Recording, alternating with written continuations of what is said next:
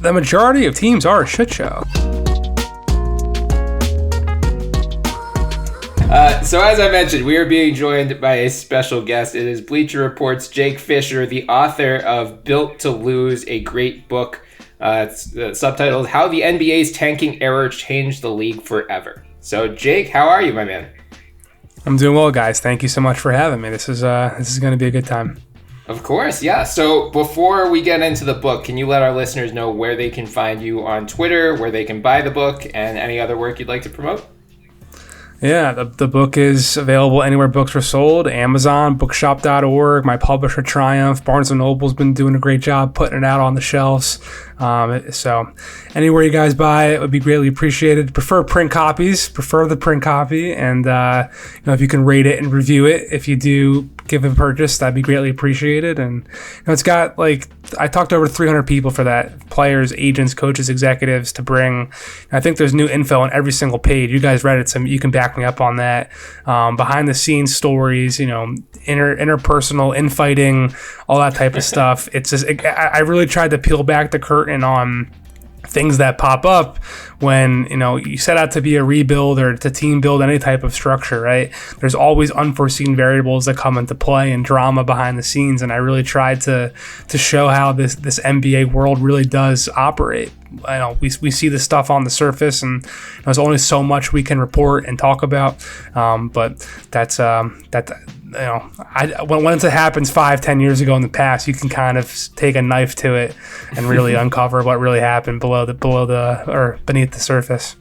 Yeah, I look forward to, in 10 years, you're doing a sequel for the OKC rebuild. We'll get there. We'll definitely get there. I was gonna say, I feel like everyone, now that Danny Ainge is gone, he was like the last primary figure in the book. I think everyone else, all of the other executives, have since been fired. So maybe their non-disclosure agreements have relapsed, and now they're ready to talk finally.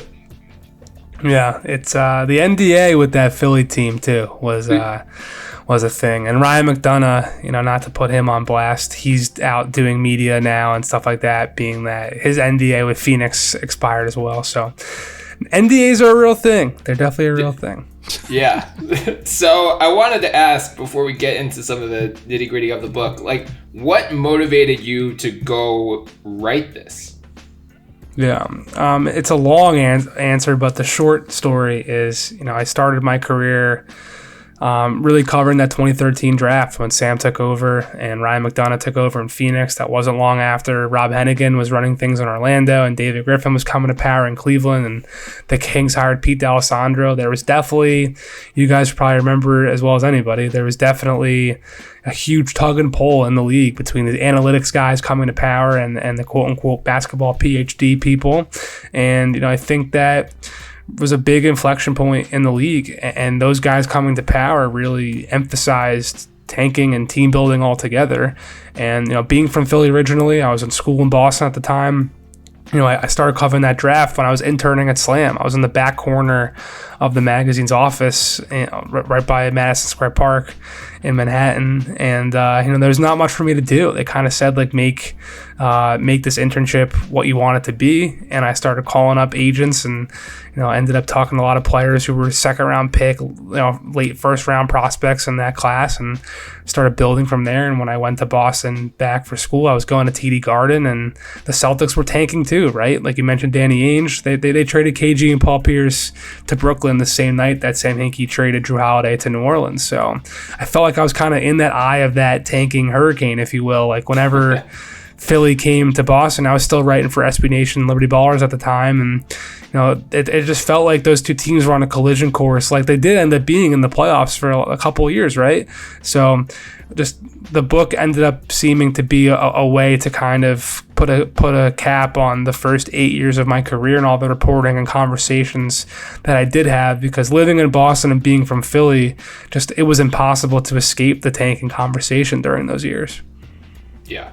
And I feel like it still comes up. We just saw someone just shared with me a Marcus Hayes column from today about how the Sixers screwed up because they chose Ben Simmons, Joel Embiid over Giannis and Drew Holiday. So the tanking and the Sixers process debates will never die. That's for sure.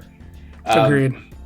What as you were doing the reporting for this book, which really, as you said, starts kind of with the 2013 draft and really covers in detail through 2014, 2015. What were some of your top takeaways? I think the biggest takeaway, like 1,000-foot view, is that the NBA is a wild, wild business and an ecosystem and a marketplace where you've got hundreds of people involved, the players, agents, coaches, executives I mentioned, I interviewed, like all those dudes and women, they got their own independent, individual agendas that are all trying to advance themselves while also working in this team environment, this team sport that, really basketball at its purity, right, is about sharing the ball and, it's egalitarian thing. And that's not what the NBA is. It's everyone from video coordinators who are locked in that back dungeon cutting film, trying to, use their opportunities to create better chances for them to move up, and players trying to get more minutes to get their next contract, and head coaches trying to survive, and executives doing whatever they can to keep convincing ownership that they're the one to run this team. And I think when you set out to rebuild, or you set out to build a team in any structure, like I was talking about a little bit earlier, there's so many things involved that, it's not so simple as just, we're going to trade our best players, we're going to tank, we're going to draft this guy, and then we're going to add a couple complementary pieces, and we're going to be in the playoffs. Like what the Hawks did this year is like the tried and true formula that everyone's trying to do, but it's so rare to do that. I mean, the flip side of that, Trey always gets compared to Luka, right? Being their draft night trade, and the Mavericks just haven't been able to get out of the first round. And they're trying to. They obviously want to, but it's a lot easier said than done. So I think, all that stuff, like I said, like just finding out the little details behind the scenes on how these things get derailed off course and how a plan gets, sidetracked. Those types of anecdotes, I think, are all in there, and they show why these little incidences end up kind of making $2 billion organizations about face and pivot and go in a different direction. Yeah, I liked, obviously, like Sam Hinkie and the process were the ones that got the most attention during this era for what they were doing. But I liked how you weaved in a lot of these other organizations that were also, like, do you call it tanking or rebuilding? Where is the line there? But, like the Lakers are heavily featured, the Magic, the Timberwolves for a while, Phoenix, a lot of good details about Phoenix, especially the Sacramento Kings, who are still kind of mired in this mediocrity, rebuilding, tanking, whatever you want to call it. And I do like especially how, as you said, that you kind of see where these battle lines are drawn, like the Kings stuff. When they fired Mike Malone and bring in George Karl, on the surface that seemed weird, and like there were details at the time I remember being reported, like Boogie and Karl were clashing, but you really get some things that I had never seen before about just how much those guys were like oil and water together, and then what that meant for Pete D'Alessandro, the general manager at the time, and like Vlade Divac coming on. It's just wild how all of these organizations had some like similar, like parallel lines almost, like what happened with Sacramento and Philly with like this behind the scenes, power struggle. Yeah, and I think that there's no secret that the teams that end up being mired in outside the postseason looking in year after year after year, I think it starts at the top. I think that's partially why Phoenix missed the playoffs for so long. Robert Sarver isn't exactly, considered to be the most level-headed, pragmatic, realistic thinker. He's someone who, fell in love with Jeff Hornacek and made him their head coach, and then started falling for Earl Watson pretty quickly, and Earl Watson became the guy, and then James Jones, seemed to be someone who got in really close to Robert Sarver, and now he's obviously running the show there. And Vlade Divac, this whole thing in Sacramento is very similar. Like Vivek brings in Michael Malone to be their head coach before he hires Pete D'Alessandro to be the general manager, and then already right from the jump started speculation then publicly and around the league that Pete would soon fire Malone because every GM wants to hire their own head coach, and then before Pete even really has an opportunity to do that, they bring in Vlade Divac. So the wheel just keeps on spinning where they brought in Joe Dumars and ultimately ends up pushing out Vlade, and they hired Monte McNair to be their next general manager today, who by all accounts is a really smart, intelligent, forward-thinking, analytics-driven guy. But there's also a lot of talk around the league that Mike Forte, this guy that's now been brought to the public eye as this executive search person, he was very strong about bringing on Wes Wilcox to be Monte McNair's assistant GM, and it doesn't sound like that was really something that was welcomed by other candidates who were in the mix for that GM job, so that type of stuff is still going on. And you see, to bring it back to Philly, they bring on Daryl Morey. I was saying it for years that it's obvious Elton Brand did not have the president title. They were leaving that position open to bring in somebody potentially over him. And the ownership had ideas on Daryl dating back to when they let go of Bryan in the first place. And, the titles mean stuff. And, obviously bringing on Daryl Morey, one of the more aggressive general managers in league history, presidents, whatever you want to call it, that's going to change some things there. And now we're seeing all the Ben Simmons stuff. I think that would have happened even regardless of his postseason struggles. So just changing direction and bringing on different voices and all that type of stuff, it happens across the board. But when you're mired outside of the playoff picture, that stuff tends to pop up and rear its ugly head and have their effects, I think, more drastically than everywhere else. Because if you don't have the talent to get you there, it's so much harder to get there when you have 17 different cooks in your kitchen, right? Right. So one of the things that I think puts that into contrast very, very well is your snippet about the San Antonio Spurs when they're recruiting LaMarcus Aldridge. I mean, there's just no drama. It's them just chit-chatting. There's no, like you put it in the book, that they didn't have some detailed presentation. It was just them in casual clothing sitting down and talking to LaMarcus. And at the end of the day, that was exactly what LaMarcus wanted, and he ended up signing there. I think that little snippet was just such a fun little thing to read because it just put everything else in such a wild contrast. That's where I really opened my eyes going, wow, the NBA can really be a complete shit show when everything's bad. I mean, I was talking to someone this morning about it. The majority of teams are a shit show. Like there's conflicting I don't want to keep using the word agendas. That sounds so conniving, but there's conflicting interests. And I mean, look what happened in Utah, right?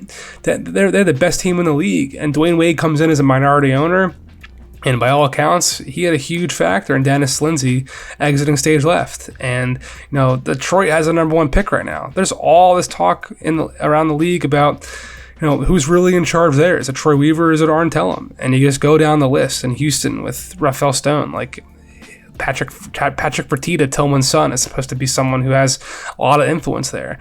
And the Sixers, over the years, their ownership group has had different meddling capacities, let's say, in their draft decisions and their trade decisions. So it just, I just mentioned three, like off the top of my head, like that. Like I could keep going, but I don't want to keep. There's only so many people I want to anger at once. So it is remarkable, but I think it goes back to the LaMarcus point.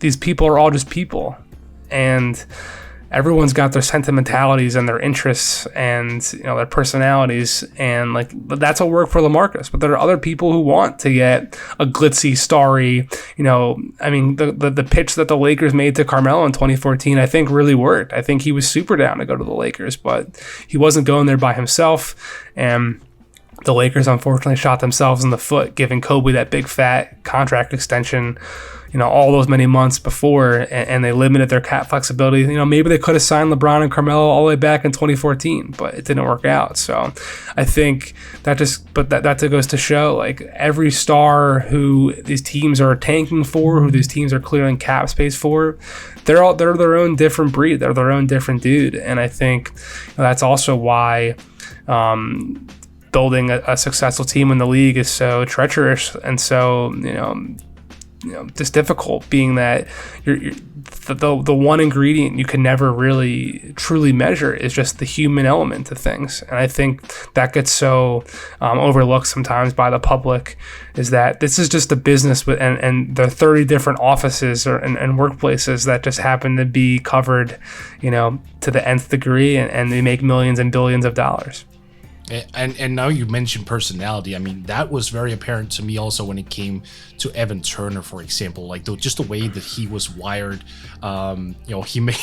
I had a legitimate, literal laughing my ass off moment when I read that part where he was basically waving at Sam Hinkie, going, "Hi, Sam, we're the Philadelphia 76ers," because Sam just didn't interact with them a whole bunch. That was glorious, and I think that little snippet just showed so much in terms of when you have a hands-off approach, what kind of effect that can have on the team that you're managing, your individual players. Like maybe half that group wouldn't really have looked at it one way or the other because they were used to that sort of thing. But Evan Turner specifically was like, nope, that's not the way I operate. I want the human element. That's something I like as a player. So I think that it's such an interesting component because, like you say, you have to make sure all these personalities mesh. You have to make sure everything kind of aligns and adds up. And having a GM who isn't the strongest communicator, especially with players and agents, might have played a significant part in his downfall. For sure. I think Evan Turner is one of the unsung heroes of the book. He's just a delightful character, and he pops up again, obviously, because he goes to Boston. And there's so many great scenes where he's finding Brad Stevens during that 13-14 Sixers year, in the hallway, in between the locker rooms, because they had some relationship back to Team USA stuff. And he's going up to Brad and saying, please trade for me. That type of stuff is just hilarious. And then when he goes to Indiana, he falls out of favor, right? Like when he gets traded there's all this talk, now the Pacers are going to they're the real super team. They're going to take down Miami, and Evan's not even playing. He's getting DNPs in that series in the conference finals, and he goes into free agency like depressed and really having an identity crisis. Like, does he even want to play basketball anymore? But then he becomes this veteran leader with this know-how, this kind of, old sage at like the age of 26 in Boston with all these young guys. And so I just think, that's why Sam Hinkie was such an interesting figure and someone I really I definitely wanted to humanize him a lot in the book. And I think I accomplished that. That's been a lot of feedback I've gotten because I do think he's a really nice person. I think he can be charming and funny and clever in person and in conversation, not just in, cap sheets and all that type of stuff. But I think he'll admit that a lot of his mistakes that he made were definitely interpersonal, and those relationships that he thought maybe he would have benefited by neglecting them to be able to do a better job, and also they're relating to the media and speaking publicly. I do think all that was clear as a real main ingredient as to why he is no longer working in basketball. I think he probably could still be if he wanted to, but I just don't. I think the rug got pulled out for him pretty aggressively, right, with that ownership group, and I think it's just clear around the NBA. You're only in power as an executive as long as your ownership believes in you, and with the media narratives at play and other people in the league trying to get your job and spreading, information that is definitely true a lot of the time, but they're trying to keep that swirl moving so that there's all this talk now about, Utah continuing to, who they're looking at to bring in on, to run this show after Lindsay goes out. I think a lot of the information keeps being propped up by people in the league who want that job to be open, but I think with Sam, he recognizes those shortcomings, and I think even still, he'd rather be running, a venture capital fund, and we see him on Twitter now, always pumping up these small little tech startups. Like, those are companies that he's got a handle on, or a hand in, or money in, that he's supporting and trying to boost and all that type of stuff. So I think that's kind of where he's going to be for maybe that's a question you guys were going to ask later down the road, but I think that kind of sums up my Sam Hinkie thoughts for you. Yeah, I was planning to ask about him because I think, especially as a Philly guy, and Yaron Weitzman had the book out a couple months ago that we talked to him about. I think you two guys have done the best job of anyone of being as like even keeled and objective about Hinkie in particular, but like just the process era Sixers. Like, it's not, this guy was brilliant, this is a master plan, it was guaranteed to work, and then you're not, you know, every Philadelphia columnist above the age of 40 where it's like, this guy is a fraud, he should refund season ticket holders. Like, you know, you guys both acknowledge this made sense conceptually, but here's where he fell short. And I thought especially it came through with your interviews with, you know, some of the agents and how his refusal to spend salary cap space ended up hurting him, specifically in that 2015 draft with Porzingis, where Andy Miller like would not let Porzingis work out for the Sixers, wouldn't give him their medical information. So, you know, in retrospect, do you think, not only for the Sixers and Sam, but in general, like as the Sixers were going through the process years, so many people were calling it, you know, like a scourge and like to the game of basketball, like saying it's an affront, they're affronting the basketball gods. What's your take on that, having now, you know, dove into this era as deeply as you did? Yeah, I do think Sam is a genius, and I think he is one of the smartest people I've ever interacted with. But like you said, I don't think the strategy he did was so revelatory. I think what he did was he took the rules and played them to the nth degree, being that the lottery system at the time, and even still to this day, even though they, you know, the book is called The Tanking Era Changed the League Forever, right? That's the subhead. And I think obviously the lottery reform is a clear result, and I think the play-in tournament is also a big factor in instituting that, was to try to dissuade teams from losing games at the end of the season and try to give them an even greater opportunity to make the playoffs. But also I think streamlining the conversation about team building and about asset collection and valuation and stuff that we're having right now. I think that was a major result of this as well. I think it's made being a GM that much harder because the public perception and the public opinion about winning the trade and all that type of stuff, you know, it's the pressure to be a successful GM is greater now more than ever. I think that is part of this strategy and you know, talking so openly about these types of moves and these types of maneuvering overall. Like, I think that is also directly related back to him. But I think where he did stand out was, you know, what OKC is doing right now, I think is very similar, but he did it in a major market that has massive expectations, not just you know, to be a part of, you know, just the fabric of the league, but also in the revenue sharing situation that we're in right now. I think, you know, that's also was a huge factor, being that Philly is the fourth, fifth, whatever you want to call it, biggest media market in the country, and that team is supposed to be feeding into the revenue stream every single year.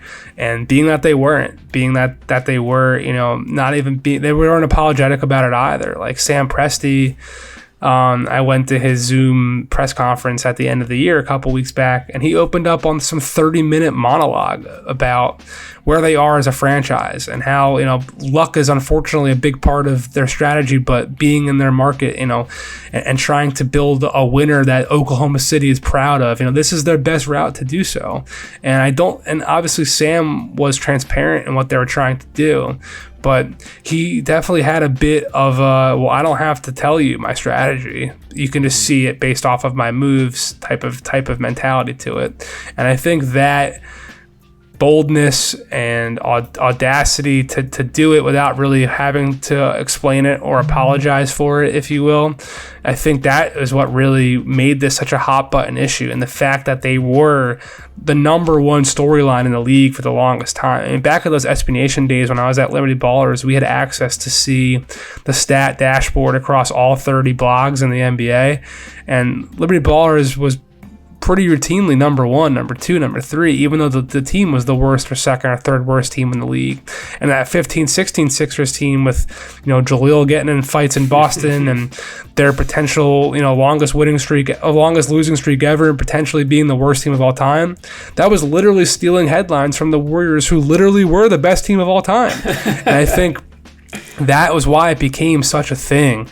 it was such a news item that the league office was upset about, that rival owners were complaining about low ticket sales when that team came into their market, a team that was supposed to be a team that this was the teams over the league history that had Dr. J and Allen Iverson and the third most winningest franchise in league history. They love to pump up their chest and use that as their PR slogan, So I think that was all those factors together is why it really was such a, considered to be a black eye on the league for a long time by those people. Yeah, I think you and I both know as Philly guys, there were just always two factions of it was the younger, people our age and younger had just totally bought in to the Sam Hinkie. We're drinking the Sam Hinkie Kool-Aid, and it's our parents' generation just did not get it at all. Because you're right. He never went out and said, "This is what we're gonna do." He's just he just did it. And if you follow, if you pay attention and you're following it closely, you're like, oh, this makes total sense. But if you're just if you're casually tuning in every once in a while, you're just tuning into Sports Center and you're seeing, oh, the Sixers are the worst team ever in the history of basketball, then it could be embarrassing for the franchise. I'm glad you brought up OKC in particular, because I wanted to pivot into them, and you brought up the lottery reform and play-in tournament too, because obviously the league in recent years has implemented rules, if not to completely eliminate tanking, at least dissuade teams from doing what Sam Hinkie and the Sixers did, but again, some of these other teams as well. Do you think it's actually going to work, or do you think there's just nothing the league can do given how the draft works, where, even though, if you finish with the worst record, even now, you're guaranteed a top 5 pick. And given the incentive of you get these guys on a rookie contract, restricted free agency, you have most likely at least 7 to 9 years locked up with these guys. Is there anything else the league can do to prevent this, or is it just, this strategy is always going to make sense to some extent? Yeah, the short answer is no. I don't think that they've done anything. I mean, look at what happened this year. This 2021 class is ironically considered to be the best class since 2014, which was, the best class since 2003, which is partially why all these execs were tanking for that class. I mean, there was so much hype that if you got one of Wiggins, Parker, Embiid, Julius Randle, Marcus Smart, Aaron Gordon, you were going to have a piece that was going to take you into the postseason for a decade. And obviously it didn't work out for a lot of those guys, and it might not work out for some of these guys in 2021. But when there's a class, hyped up to be full of those guys, but also in general, the league has always, dating back to the 50s with the Celtics and Bob Pettit's Hawks and whatever, championships are won by teams that have multiple All-Stars. That's typically been, what's happened throughout history. Even, the Dallas Mavericks in 2011, with Dirk, they had their one guy, but they had Jason Kidd and Sean Marion and all these guys who had been, major contributors at one point in time, right? And that's been brought to the forefront by these analytical guys. I mean, Daryl is obviously the biggest proponent of, you just get stars in a room together, on a roster together, and you'll see what happens, because talent wins out. And I think, that's just kind of been where we're at now in the NBA. That with the combination of LeBron really ushering in this player empowerment era, teams and superstars are kind of aligned in the fact that we want to get a bunch of you together and really make a real earnest shot at getting a ring. And, if you're not the Lakers, who they're all over the book being that they were the worst team in the league from 2012 to 2017, and they still just got LeBron in free agency, right? Because they're the Lakers. If you're not them, if you're not Brooklyn, we'll see if New York can use this cap space they have right now to bring people of substance and of consequence, but who knows? I mean, I don't think the Knicks are getting Chris Paul. I just don't. And I don't think they're getting Kyle Lowry either. Maybe they are, but we'll see. But if you're not New York, LA, or Miami, the best route to getting these guys is through the draft, because you get them, like you said, for 7 to 9 years of team control. And if you're like Phoenix, where you get Devin Booker and you get DeAndre Ayton and you show a little something, you can attract someone in free agency or via trade like Chris Paul. and you'll be able to compete then. And I think that was ultimately Philly's long-term goal. Like, I've been talking about this a lot when I've been, coming on shows like yours, where I don't think their original plan was to just tank and tank and tank. There was clear evidence with Brett Brown fighting for a 4th year on his contract, and with the hires that they were making at the time, like they hired Chris Babcock and Todd Wright, who had obvious connections to Kevin Durant at Texas, who was obviously a free agent in 2016. They brought on Billy Lane from Villanova, who had obvious connections to Kyle Lowry, who was, back then supposed to be someone Philly was targeting. Lloyd Pierce had a connection to LeBron. I do think 15-16 was supposed to be, Joel was supposed to play that year, and they were supposed to have, a couple of draft picks come together and, show a flash or two, maybe make the playoffs, maybe just compete for the 8th seed. And then they were going to make that big splurge, maybe even more similar to what the Hawks did, getting Bogdanovich and Danilo Gallinari. And, here they are in the conference finals. But, Embiid breaks his foot in the first, a week or two before that draft happened. And I think Joel Okafor, as I wrote in the book, a lot of the calculus behind drafting him, not just being best player available, I think was also, maybe he'll clear up the fact that Embiid might just be a bust. I've been talking so long, I forget what the original question was, so I'm just going to wrap up my point where, I do think that Sam's long-term strategy, has created all these ramifications, being that, the league just doesn't want teams losing and losing and losing. I think the league thinks at its healthiest, it's healthiest where every single fan base can go into their arena that night and think we've got a good chance at winning here. But team people have just realized that there's no benefit to being in that mid-tier where Philly was before Hinkie came into play, losing in the first round, losing in the first round, losing in the first round.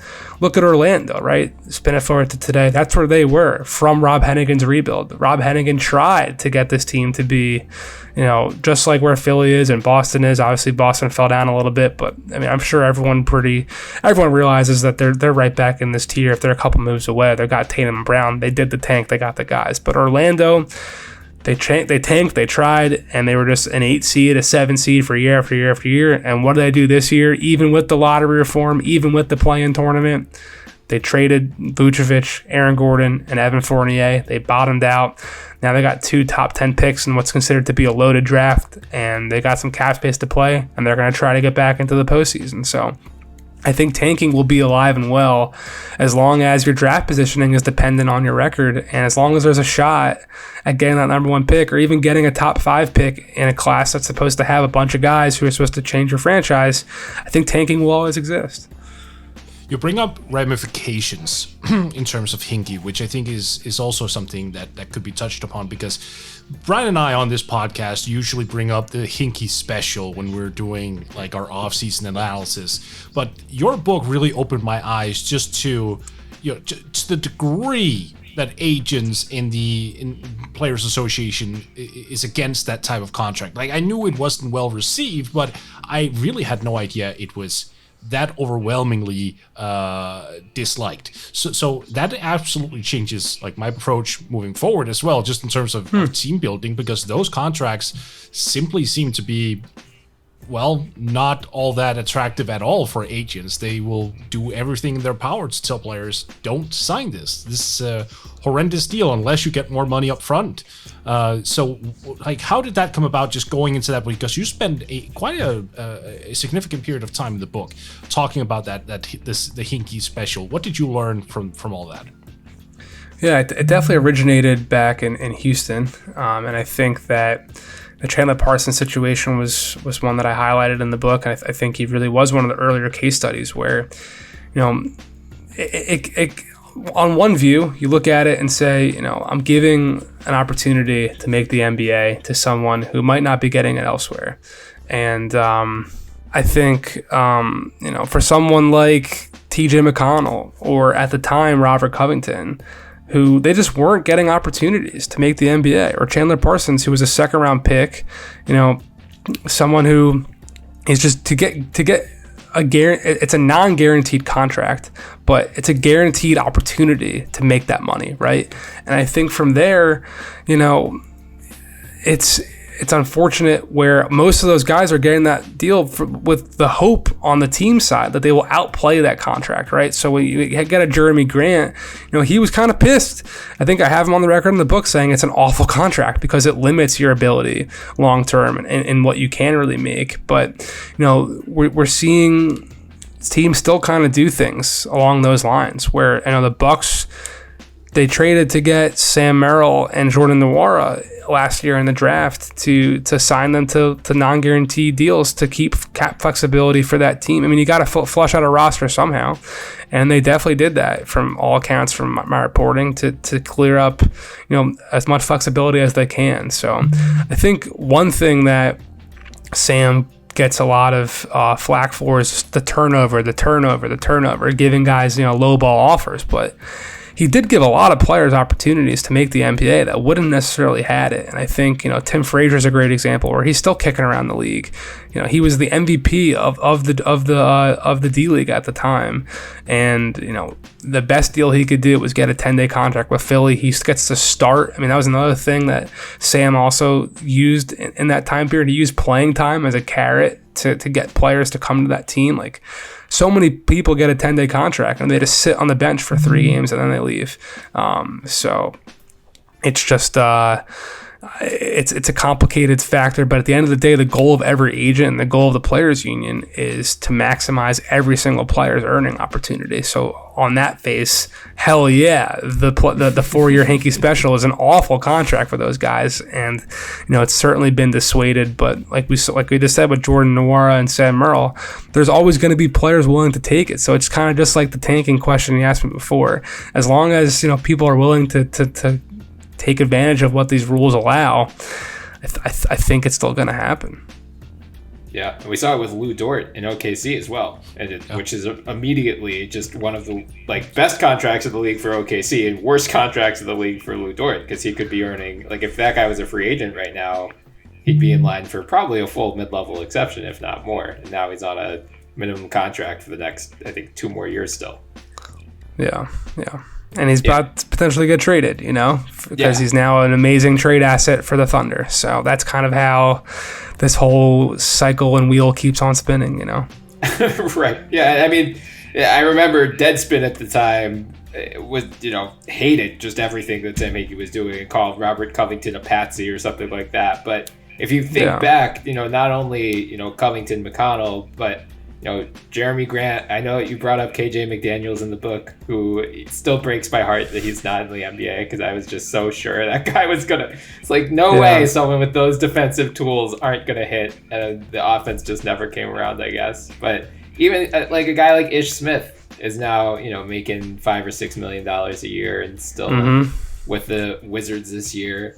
Christian Wood, Rashawn Holmes. So if you, I just hate the the reductiveness of the process was only about tanking for high draft picks, because Hinkie found a lot of quality NBA players who have since developed. I mean, Jeremy Grant gets a $60 million deal this past summer. Christian Wood gets $42 million. Rashawn Holmes is probably in line for, at least 8 figures this summer. Nerlens Noel even. I know he's a high draft pick, but he kind of bounced around and now he's in line for a big raise as well. He found a lot of guys who, just because they didn't necessarily stick in Philly, doesn't mean they weren't NBA players. And he gave those guys opportunities to get their feet in the ground. I think it's a great point. You could use that playing time just to get tape on, get film that you can show to other GMs. Your agent can show to other GMs. It's hey, my guy could actually play in the NBA. Bring me into a better situation. Maybe he will shine, and then we can take that next step. Yeah, the G League bubble even this year was an opportunity for guys to just get tape, to be able to stick around and keep showing the teams, look, I'm doing this, I'm still around, give me a shot. I think that's another aspect of this league that gets overlooked. The guys on the doorstep, they're looking for a shot. I mean, they're just looking for anywhere to play to make significant money. Same with, video coordinator type guys, assistant coaches in the G League. The people on the doorstep of the league are doing whatever they can every day to make it. And I think if teams want to take advantage of that for their benefit, it's also benefiting those people too. Mm-hmm.